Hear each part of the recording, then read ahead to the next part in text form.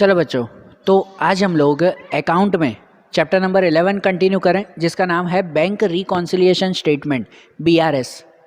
देखो, इस चैप्टर में पहले हमने इस चैप्टर के प्रॉपर रूल्स समझे थे ना, और उसके रिलेटेड कल हमने एक क्वेश्चन भी किया था कि जिसमें हमने समझा था कि अगर BRS तैयार करना है तो उसके लिए सिर्फ यही बेसिक रूल्स आते हैं कि या तो BRS हमेशा मिस्टेक ढूंढने के लिए बनाते हैं ना, तो वो या तो कैश बुक में मिस्टेक होगी, मतलब हमारी एंट्री लिखना भूल गए होंगे हम लोग, या तो पासबुक में मिस्टेक होगी, मतलब कि बैंक एंट्री करना भूल गई होगी।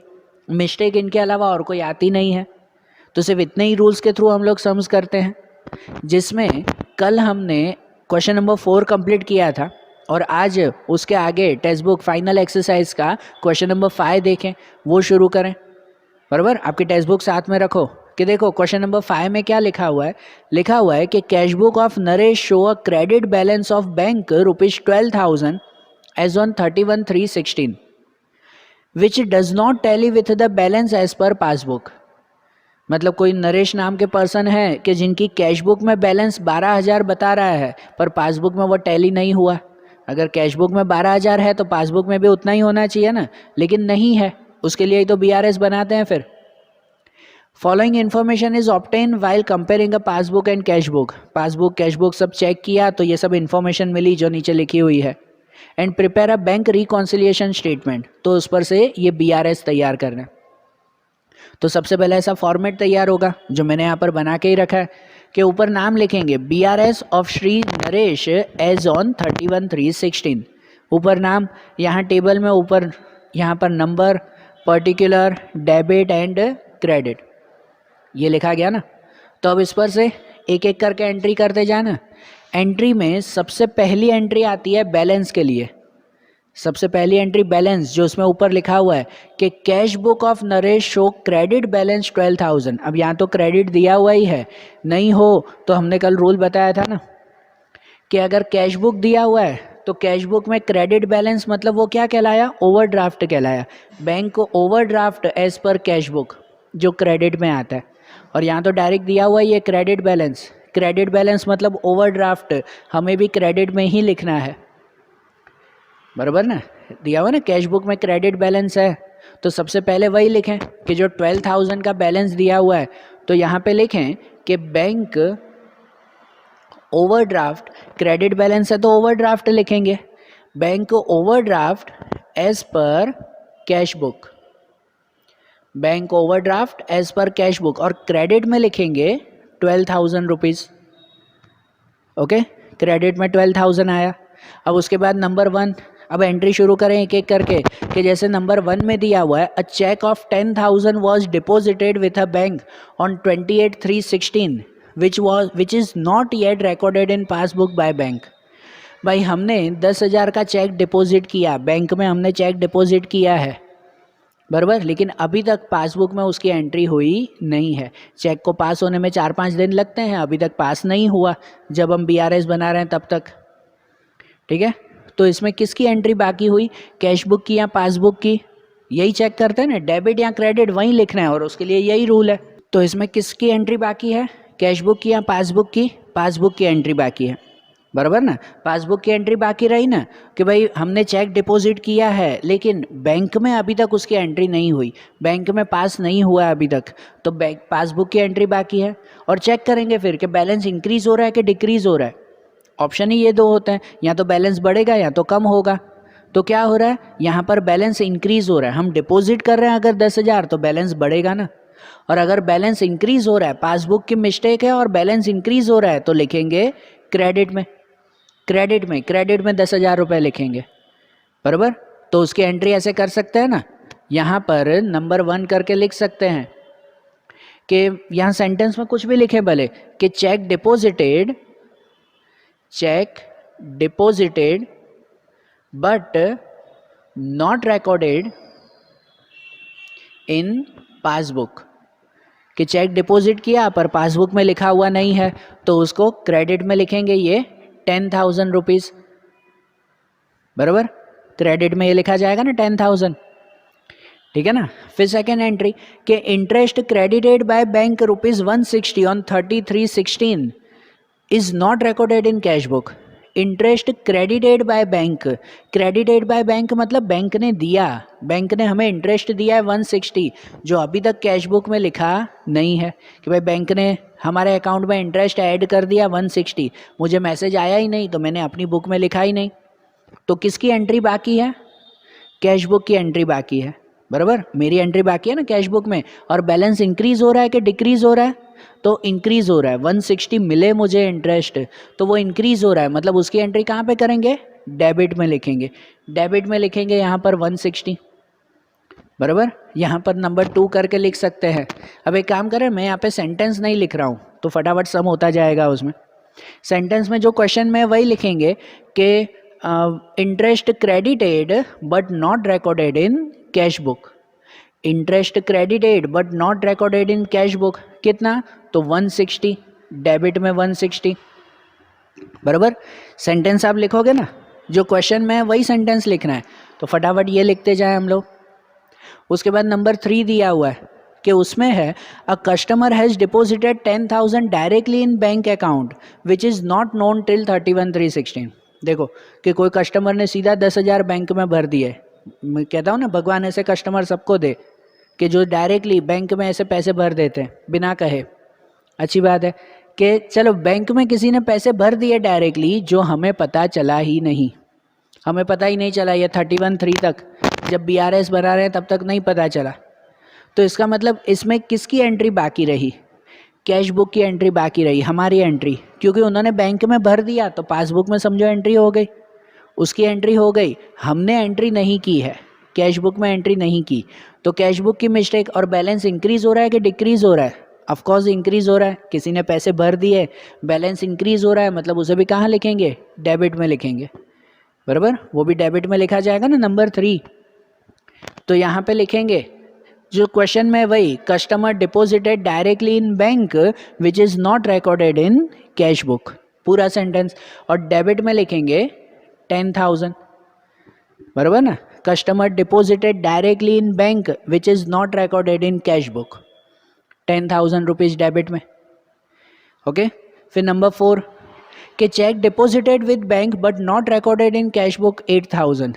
देखो ऐसा भी होता है कि मैंने चेक बैंक में तो डाल दिया लेकिन अपनी बुक में लिखना भूल गए। कितनी बार होता है ना उतावल में, अपनी बुक में लिखना भूल गए, मैंने चेक तो डिपॉजिट कर दिया उसमें, तो इसका मतलब चेक डिपॉजिट किया, पासबुक में एंट्री हो गई, अपनी बुक में लिखना भूल गए, कैश बुक में लिखना भूल गए, तो कैश बुक की मिस्टेक है, इसमें एंट्री बाकी है। और बैलेंस इंक्रीज के डिक्रीज, तो उसमें भी इंक्रीज हो रहा है, लिखा हुआ ना चेक डिपॉजिटेड, मतलब पैसे डाले हैं हमने, इंक्रीज हो रहा है, मतलब वो भी कहाँ पे आएगा? डेबिट में आएगा। कितनी अमाउंट है? 8,000 की, बराबर। तो उसमें भी लिखेंगे नंबर 4 कि check deposited in bank but not recorded in cash book, यहाँ डेबिट में लिखें 8,000। यही तो मेन देखना है कि डेबिट या क्रेडिट। ओके।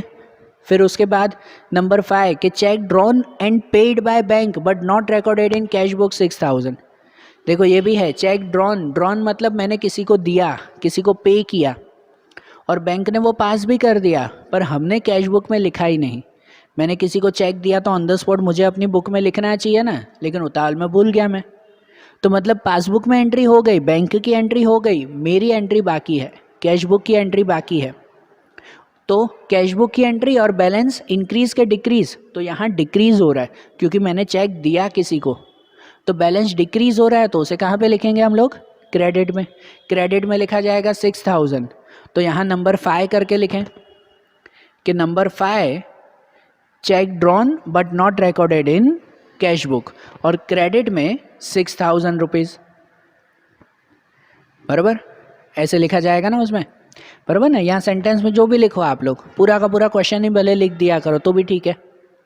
फिर number 6, a bill receivable 3,000 dishonored with bank is dishonored and bank has recorded the amount in passbook including noting charges ₹40 which is not known to Naresh। हाँ, अब ये जैसे ये ट्रांजेक्शन ध्यान से सुनना।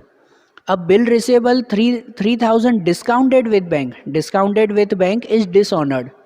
अब जनरली ऐसा होता है, पता है, बिल रिसीवेबल जब तैयार होता है, सुनना ये थियरी है, या आगे हर एक सम में ऐसी होगी।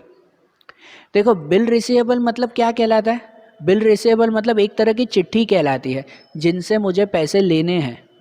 कि सपोज़ मैंने उसको पैसे दिए थे 10,000 रुपये और मैंने उससे एक चिट्ठी बनवा ली कि भाई तुम मुझे 10,000 कब देने वाले हो, बराबर। तो उसने कहा कि भाई 1 महीने बाद दूंगा, उसने चिट्ठी पे साइन करके दे दिया, तो वो जो चिट्ठी बनी ना वो बिल रिसीवेबल कहलाता है, बराबर। उसने साइन करके दे दिया कि 1 महीने बाद मैं तुम्हें 10,000 रुपये दूंगा। मैं चल ठीक है भाई 1 महीने बाद देना, तो मेरे पास चिट्ठी है, सबूत है कि वो 1 महीने बाद देने वाला है। अब मुझे अर्जेंट में ज़रूर पड़े तो, उसने तो कहा था 1 महीने बाद दूंगा, मुझे अभी के अभी चाहिए तो अगर मुझे अभी के अभी चाहिए ना तो बैंक ये फैसिलिटी देती है कि मैं बैंक के पास जा सकता हूँ और बैंक को जाके बोल सकता हूँ कि देखो भाई ये चिट्ठी है मेरे पास, वो मुझे 10,000 रुपये 1 महीने बाद देगा, तब तक आप मुझे 10,000 रुपये दे दो, बराबर। हम बैंक को ऐसा बोल सकते हैं, ये फैसिलिटी है। अगर वो बिल रिसीवेबल हो तो मैं बैंक को जाके बोल सकता हूँ कि वो तो 1 महीने बाद देने वाला है लेकिन मुझे अभी के अभी चाहिए, तो फिलहाल आप मुझे दे दो, फिर आप उससे जाके पैसे ले लेना। तो बैंक हमें 10,000 रुपये पहले दे देती है उस बिल रिसीवेबल के जरिए, और फिर वो बैंक जब महीना पूरा होगा ना तो बैंक उसके पास जाके 10,000 रुपये लेके आएगी, बराबर ना। तो हमारा कोई काम नहीं, वो फिर बैंक लेके आएगी उससे 10,000 रुपये, है कि नहीं। ये बैंक फैसिलिटी देती है। लेकिन अब अगर ऐसा हो कि मैंने बैंक से एडवांस में ले लिए 10,000 रुपये, बैंक को वो बिल रिसीवेबल दे दिया कि भाई उसको कहा था कि भाई 1 महीने बाद आप जाके उस इंसान से लेके आना। अब 1 महीने बाद बैंक गई उसके पास पैसे लेने और वो हाथ ऊपर कर दे, तो वो मना कर दे, अब पैसे है ही नहीं, मैं नहीं दूंगा, तो बैंक कहाँ जाएगी? हाँ, बैंक गई उसके पास पैसे लेने के लिए और उसने हाथ ऊपर कर दिए कि अब मेरे पास पैसे नहीं है, मैं नहीं दूंगा, तो बैंक उसे मारेगी थोड़ी। बैंक कहाँ जाएगी पता है? घूम के मेरे पास ही आएगी कि वो 10,000 नहीं दे रहा है, अब तुम ही दो, बराबर ना। मैंने बैंक से एडवांस में ले लिए थे तो बैंक वापस मुझसे ही लेगी ना, और उल्टा चार्जेस भी लेगी, क्योंकि भाई बैंक का एक धक्का हो गया, उसका टाइम वेस्ट हुआ, तो बैंक उसके चार्जेस भी लेती है।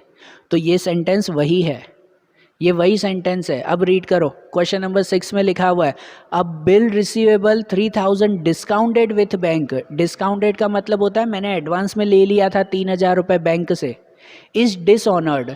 डिसऑनर्ड मतलब वो फेल हो गया, सामने वाले ने बैंक को पैसे दिए ही नहीं, तो बैंक आई वापस मेरे पास, बराबर ना। So bank has recorded the amount in passbook including noting charges 40।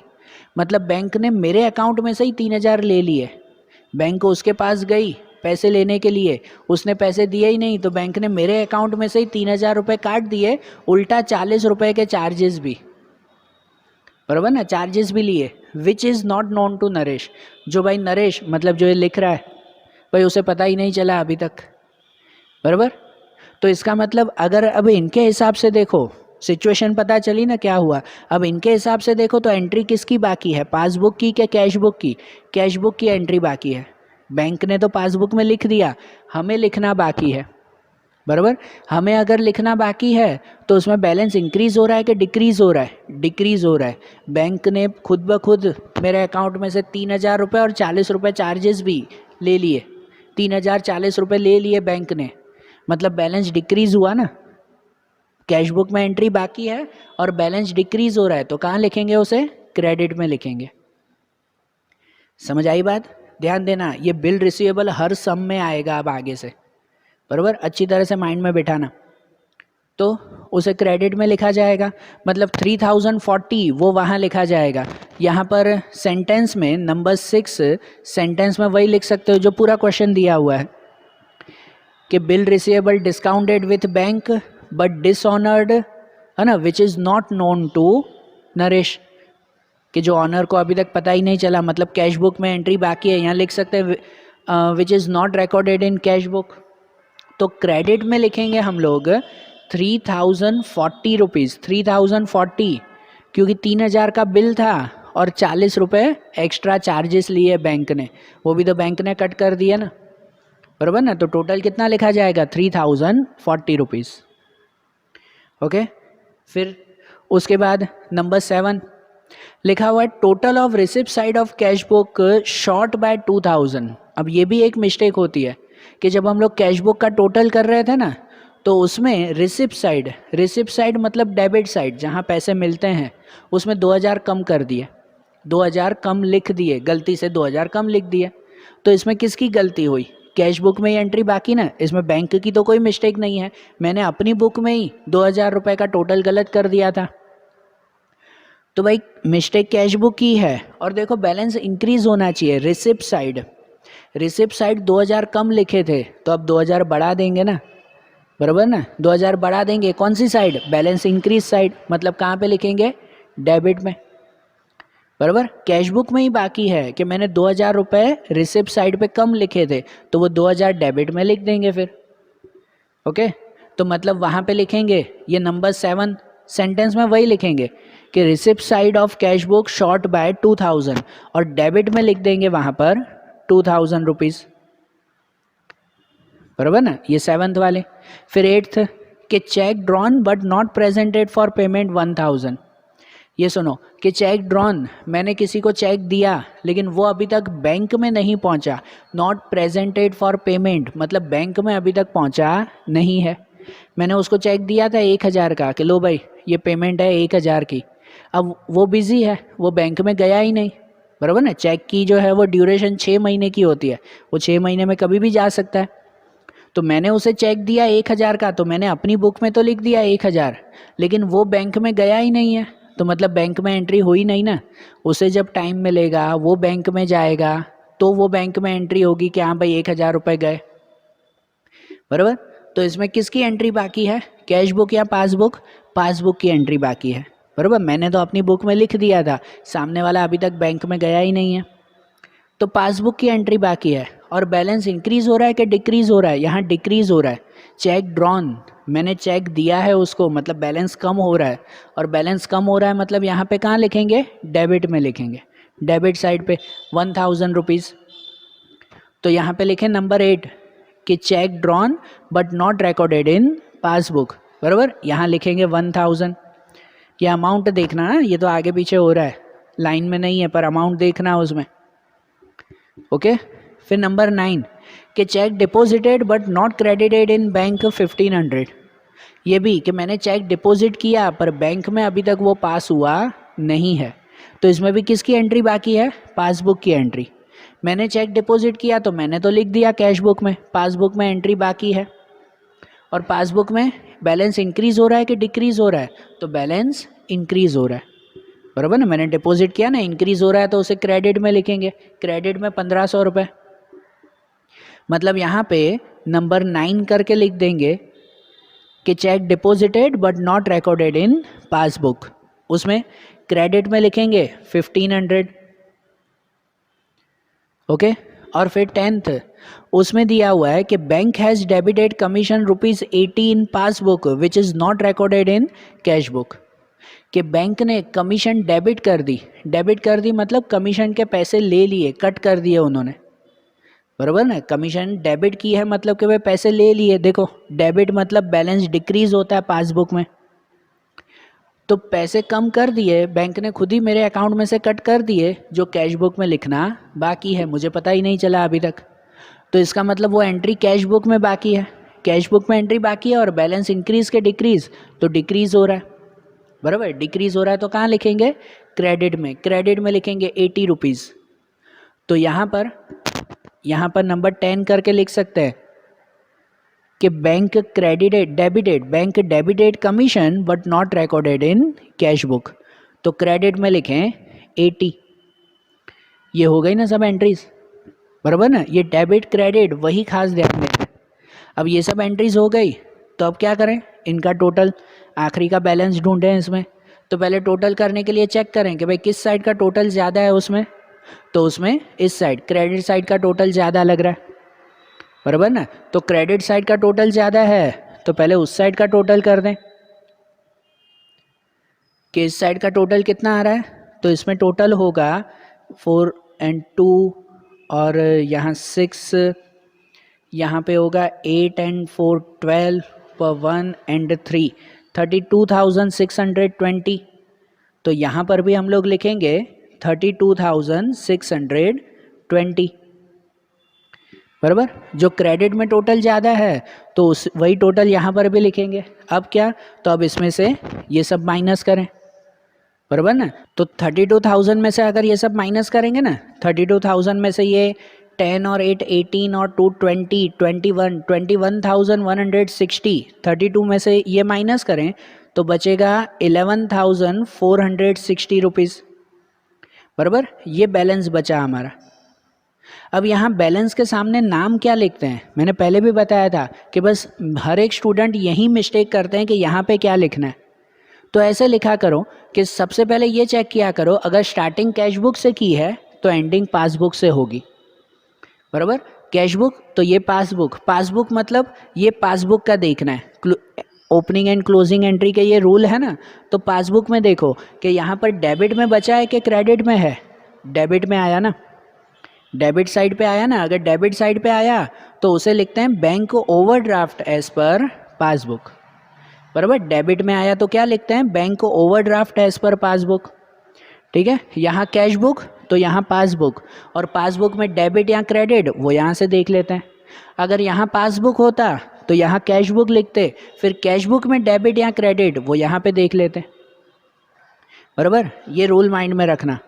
तो अब यहाँ पासबुक के हिसाब से डेबिट मतलब ओवरड्राफ्ट, तो लास्ट में लिखेंगे, यहाँ पर लास्ट सेंटेंस लिखेंगे कि bank overdraft as per passbook,